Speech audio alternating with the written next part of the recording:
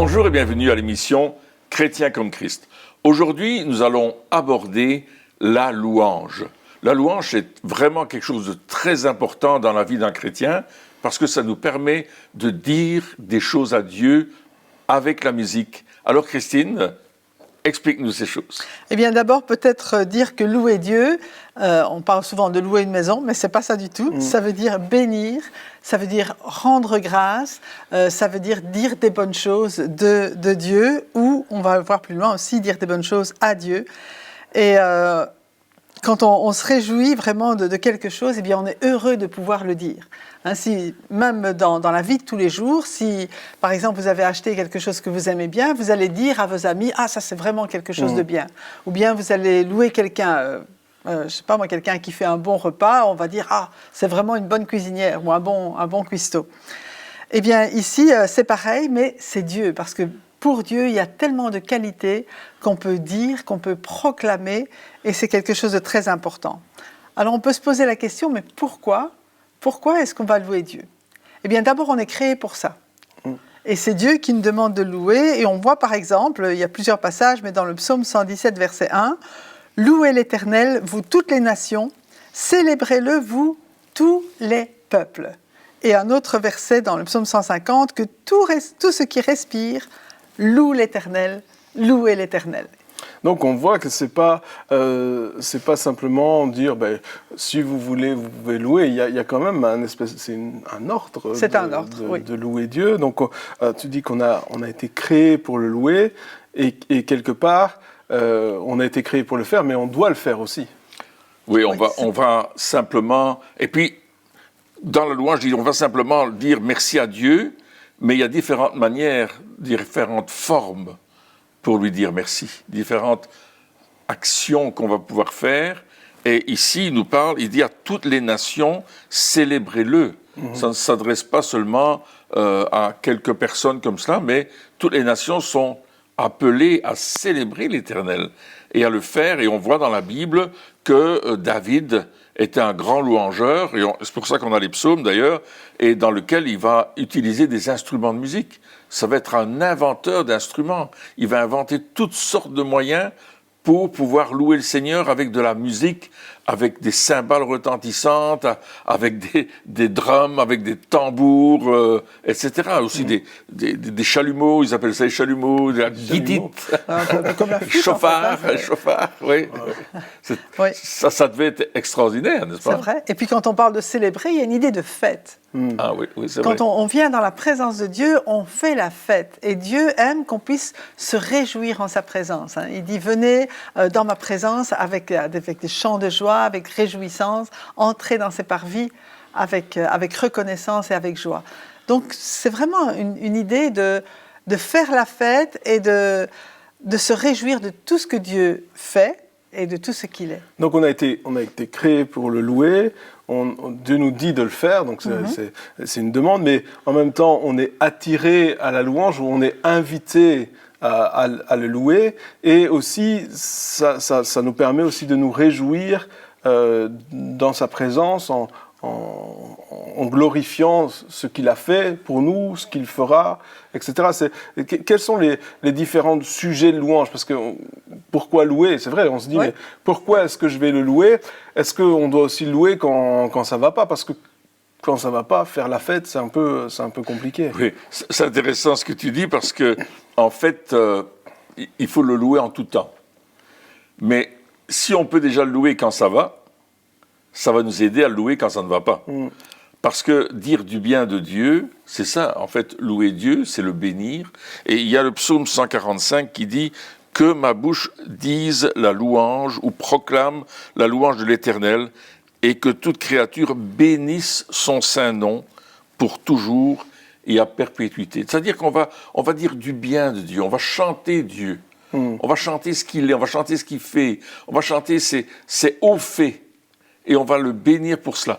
Et si on le fait dans la louange, il y a une question de foi aussi. Notre foi est engagée dans la louange. parce que je ne dis pas des choses qui ne sont pas vraies, je dis des choses que j'ai vécues, des choses vraies. Ça veut dire qu'on est conscient que Dieu, malgré la situation, il reste Dieu, il ne change pas. C'est ça. Et au lieu de s'appuyer sur ce qu'on voit, sur les événements autour de nous, sur voilà, ce qu'on a vécu, on s'appuie sur la personne de Dieu, donc qui il est, sur ce qu'il a fait, voilà, donc toutes ces choses-là. C'est aussi ce qu'on décide de regarder, dans la direction dans laquelle on décide de regarder. On garde nos regards sur Dieu. Alors c'est vrai que la situation, elle peut changer, elle peut même changer d'un moment à l'autre, mais Dieu, lui, il reste le même. Son caractère, sa bonté, son amour, tu demandais pourquoi le louer? Eh bien, pour cela, parce qu'il est bon, parce qu'il nous a créés, parce qu'il nous aime, parce qu'il nous a sauvés. On a vraiment le sujet de louange de savoir que Jésus est venu pour nous sauver, pour nous réconcilier avec notre Papa. Et ce salut, bien, il nous l'a acquis. Il ne dépend pas de nos circonstances. Il dépend de ce que Dieu a fait. Donc, quand on regarde tout ce que Dieu a fait pour nous, et tout ce qu'il est, son amour et sa bonté, on ne peut faire que le louer, à condition que nos yeux soient sur lui. Mais ça commence par une décision. Il est dit louer, ça veut dire que c'est un choix. C'est un acte. Louer, donc on choisit d'être dans cette attitude, mais on choisit de le faire. Et on disait aussi, voilà, il y avait plein d'instruments, il y avait le chant, il y avait les paroles, etc. Donc, quelque part, c'est pas juste quelque chose qu'on fait en pensée.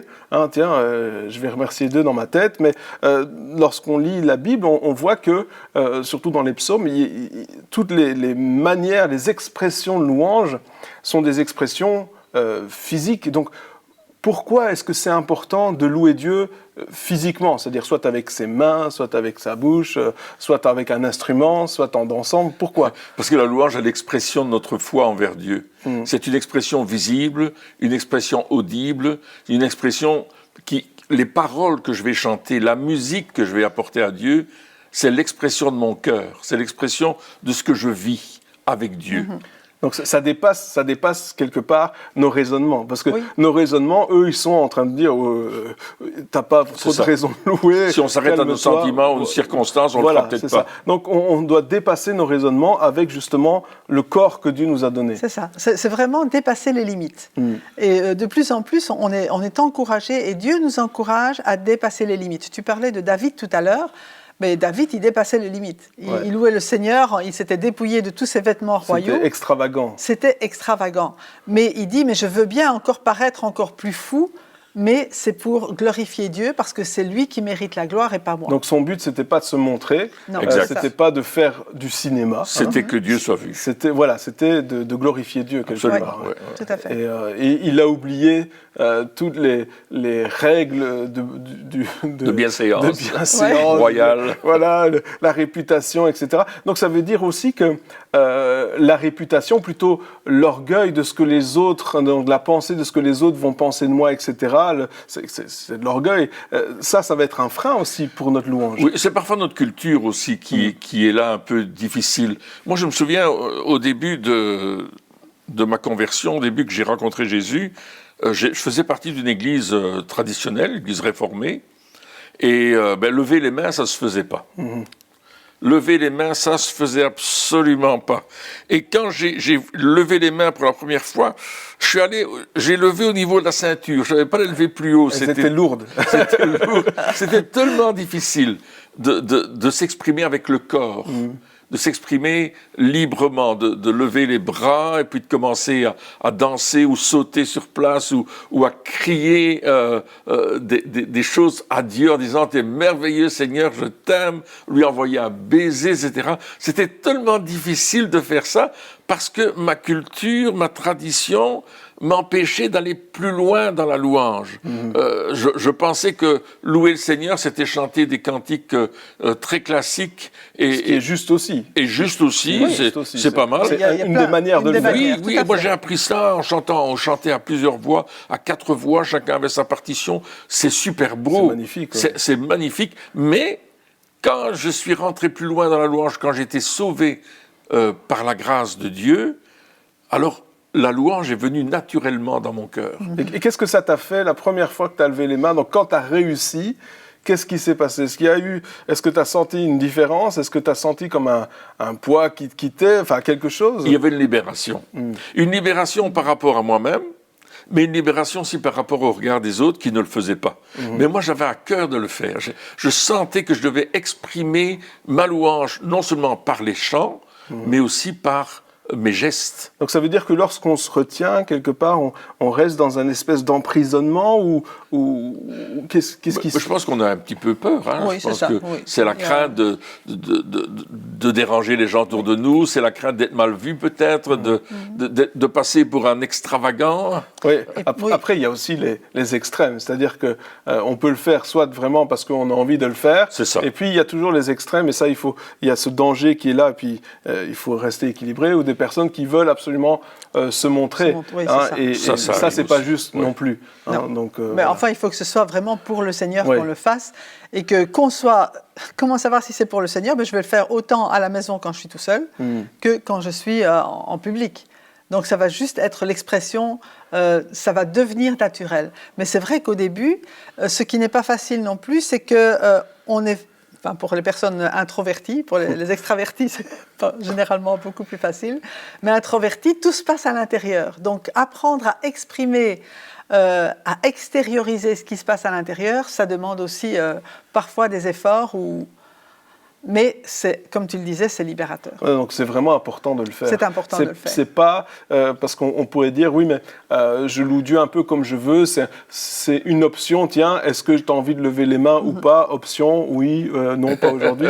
Mais lorsqu'on lit la Bible, lorsqu'on regarde aussi les différentes significations des mots louange dans la Bible, on voit que clairement cette expression extérieure, elle fait partie intégrante de la louange. Ce n'est pas une option, mais ça fait partie d'une des expressions, en tout cas, de la manière de louer Dieu. Et donc, quelque part, on se prive d'une partie de ce que Dieu veut faire en nous et au travers de nous lorsqu'on ne le fait pas. Alors, encore une fois, je pense qu'on ne le répétera pas assez, ce n'est pas une raison pour se donner en spectacle, hein, ça je pense que c'est très important, mais par contre, il faut faire attention il faut Être libre. Être libre, oui. Ouais, c'est ça. S'exprimer. Et il y a un mot, par exemple, le mot Alléluia, que tout le monde connaît dans la louange. Et en fait, le mot Hallel, il y a cette notion d'extravagance dans le mot lui-même.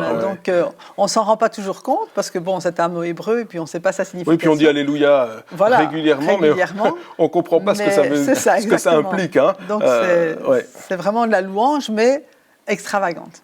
Pour bénir l'Éternel, pour célébrer Dieu. Et à Jérusalem, lorsque David avait amené le tabernacle à Jérusalem, il y avait la louange 24 heures sur 24, 7 jours sur 7. Il y avait des équipes de louanges qui se relayaient constamment. Et quand vous arriviez sur les hauteurs de Jérusalem, vous entendiez ce son-là, et plus vous approchiez de la ville, plus vous entendiez la louange, les tambourins, les gens qui chantaient, les trompettes qui sonnaient, les trompettes sonores, retentissantes. Alors pour ceux qui n'aiment pas le bruit dans la louange, c'est un petit peu dérangeant. Les trompettes, ça va très fort. Hein. Ça va très très fort, oui. La trompette... pour qu'on les entende de loin, là, je me souviens qu'à un certain moment, je jouais dans une église aux États-Unis, je pense qu'il y avait quelque chose comme 500 places, ou peut-être un peu plus, et ils m'avaient mis un micro, et puis ils l'ont très vite retiré, parce que c'était suffisamment... le niveau sonore était suffisant que pour pouvoir, sans micro, couvrir 500 personnes. Donc, une seule trompette, ça va déjà assez fort. Imaginez, lorsqu'ils ont fait la dédicace du temple, il y avait énormément de trompettes, des cymbales retentissantes, ça a fait beaucoup de bruit.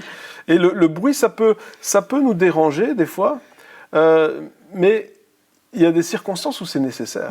Hein, lorsqu'il dit « je m'écris », par exemple, « loué soit l'Éternel, et je suis délivré de mes ennemis », ça veut dire qu'il y a aussi une puissance lorsque on crie. Et des fois, on se retient. Hein, on se retient, puis on dit « loué soit l'Éternel ». pour justement ne pas choquer ou ne pas déranger, mais des fois c'est nécessaire de pouvoir s'exprimer à pleine voix. Alors si vous savez que vous allez crier, peut-être ne pas rester juste à côté de votre voisin par gentillesse pour ses oreilles ou pas, mais c'est aussi important des fois, ça peut être libérateur de faire ça. Dans le livre des Chroniques, lorsque Salomon a dédicacé le temple, tous ceux qui étaient là pour la louange ont commencé à jouer. La Bible nous dit dans le chapitre 5 des Chroniques qu'ils ont commencé à faire la musique, ils ont commencé à jouer les cymbales retentissantes, et c'était tellement puissant que la nuée est descendue dans le temple, et ceux qui faisaient la louange n'ont pas pu continuer, parce que la présence de Dieu était tellement forte. Et justement, dans la louange, la gloire de Dieu va venir. La gloire de Dieu va venir lorsque vous louez le Seigneur.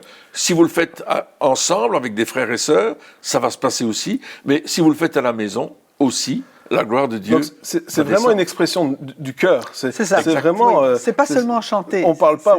On parle pas de chanter un beau chant, parce que des fois on fait plus la différence entre louer et chanter. Des fois, il y a un petit peu un micmac là entre les deux, mais ici, on parle bien d'élever Dieu, de vouloir lui faire plaisir, pas simplement chanter un chant. Alors, les chants, c'est un petit peu le support qui va nous aider à louer Dieu, mais il faut vraiment que notre cœur commence à s'exprimer. Moi, je me souviens, j'ai vu il n'y a pas très longtemps un ami qui, justement, alors c'est pas un très bon chanteur, mais il a commencé à chanter et c'était de tout son cœur. Alors, c'était pas forcément juste, mélodieux pour les oreilles humaines, mais pour Dieu, c'était quelque chose de magnifique. Et parce qu'on voyait que c'était vraiment, il louait Dieu de tout son cœur, on voyait la présence de Dieu qui se manifestait. Donc, quelque part, c'est tellement important de rester naturel aussi, de rester soi-même et exprimer notre cœur. On chante à Dieu. En fait, la louange, c'est chanter à Dieu. Je lui chante une chanson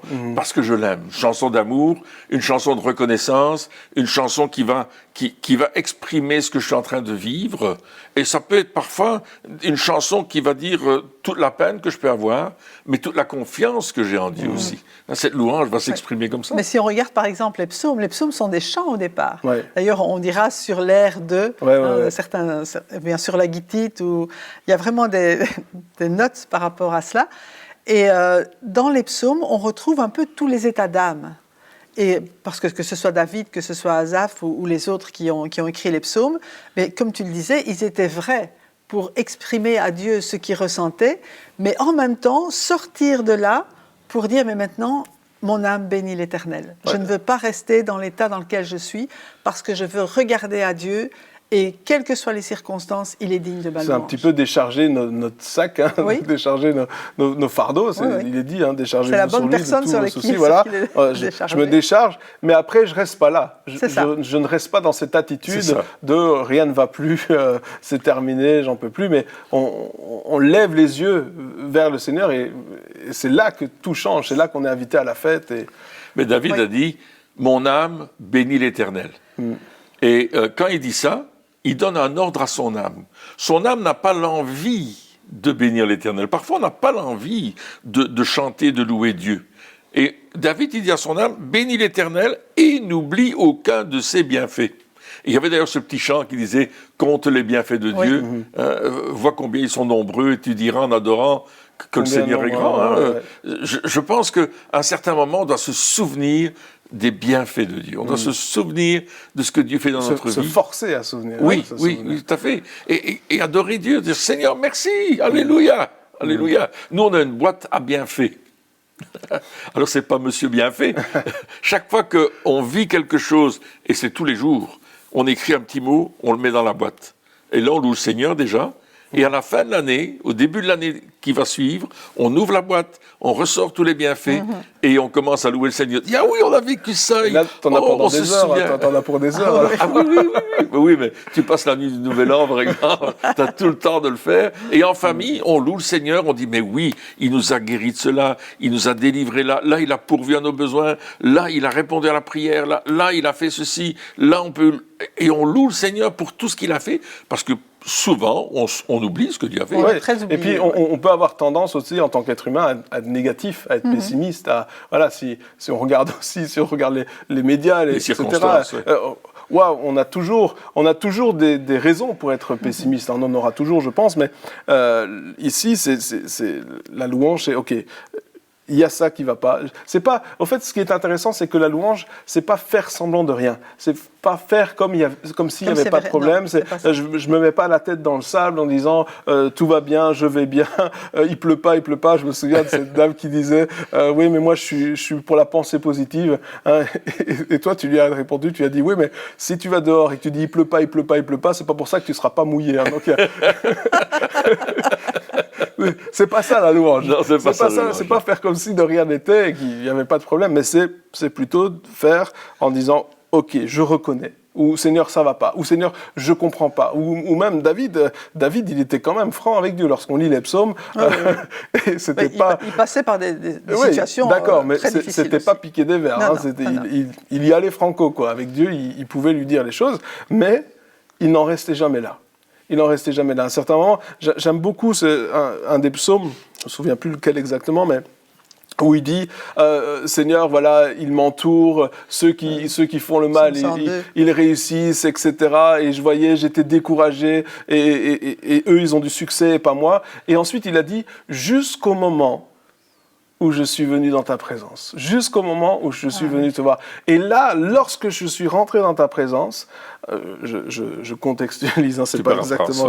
Mais il dit, quand je suis venu dans la présence, alors c'est à ce moment-là que j'ai vu que ces gens-là étaient sur une pente glissante. Et des fois, je me dis aussi qu'on doit, lorsqu'on regarde humainement les choses, ça peut être négatif, on peut être très pessimiste, on peut avoir des raisons d'être pessimiste. Mais si on décide de dépasser cela et de venir dans la présence de Dieu, parce qu'il nous y invite, hein, la louange, c'est pour exprimer notre reconnaissance à Dieu, mais aussi le but, c'est de pouvoir rentrer dans sa présence. Lorsqu'on arrive, lorsqu'on dépasse là, lorsqu'on décide de rentrer dans sa présence, alors à ce moment-là, on va voir ce que Dieu voit. On va voir les choses comme lui il voit. Ouais. Et là, on aura atteint le but. Un des buts, en tout cas, de la louange, on aura atteint la destination. Oui, le cœur de Dieu. La destination, c'est le cœur de Dieu, c'est avoir la pensée de Dieu, c'est comprendre Dieu, quelque part, dans ce qu'il agit, dans la manière de faire, et non pas comprendre ce que nous voyons. Parce que parfois, on voit des choses, et puis on ne comprend pas, on s'énerve, on dit, mais pourquoi il se passe ceci, comme tu viens de le dire, comme David le disait également, mais Dieu nous dit, mais calme-toi.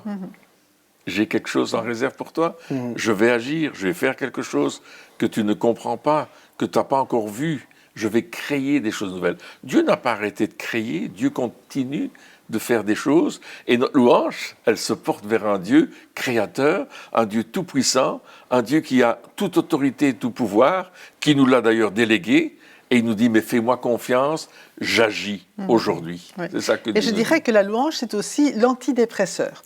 Si on veut un remède à la dépression, c'est regarder à soi et regarder à ce qui ne va pas. Je regarde qu'est-ce qui ne va pas en moi et je vais trouver plein de choses. D'accord ? Si on regarde à soi, c'est sûr qu'on va toujours trouver ce qui manque. Mais si, au lieu de regarder là, je lève la tête comme ça, parfois il faut se forcer, hein. Je lève la tête et puis je regarde à Dieu, ça change, comme tu disais, toute la perspective. Amen. Mais ça va changer aussi l'état de mon cœur, ça va changer l'état de mon âme.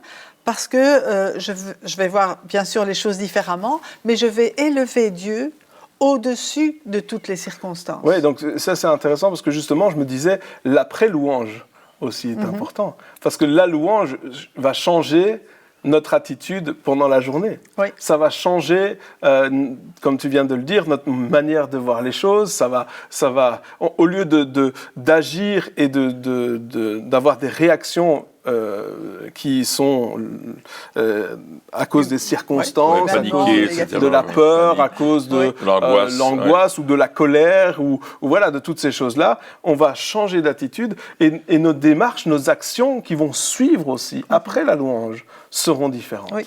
Parce que le but de la louange, c'est aussi, c'est pas de rester le même. Lorsque David finissait de louer, c'était plus la même personne, c'est-à-dire que son comportement aussi avait radicalement changé.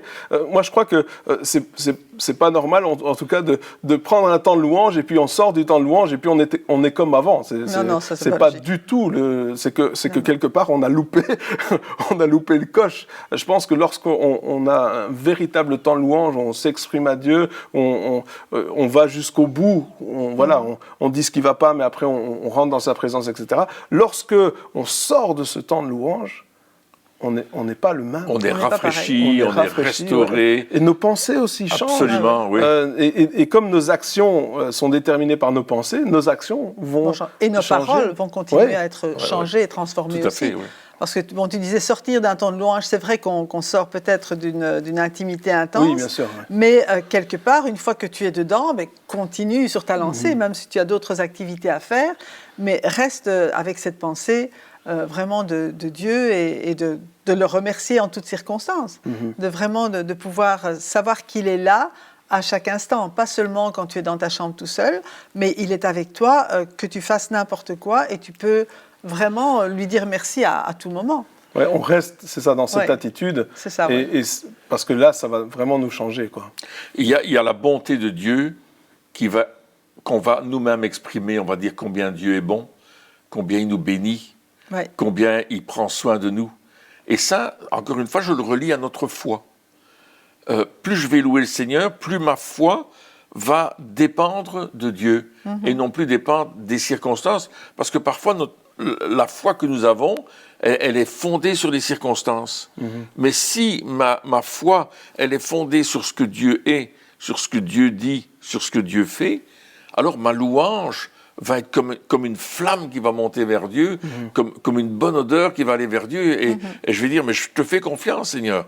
C'est en toi que je fais confiance. Et c'est ça en fait, je vais dire, l'ensemble de la louange, c'est dire, Seigneur, je te fais confiance. Tu me bénis. Je sais que tu vas me bénir, je sais qu'en toi j'ai la bénédiction, je sais qu'en toi je n'ai pas à craindre quoi que ce soit, c'est pourquoi je te loue, je te dis merci, c'est pourquoi je t'adore quoi qu'il se passe. C'est ça notre louange en fait. Et la louange c'est pas seulement, je vais dire, moi et Dieu tout seul, c'est aussi dire aux autres ce que Dieu fait. Tout à fait, le proclamer. Le proclamer et puis glorifier Dieu. Donc, si Dieu fait quelque chose pour moi, je vais en rendre témoignage. Je vais le glorifier dans ce qu'il fait, dans ce qu'il est. Quelque part, on montre au monde qu'on est fier.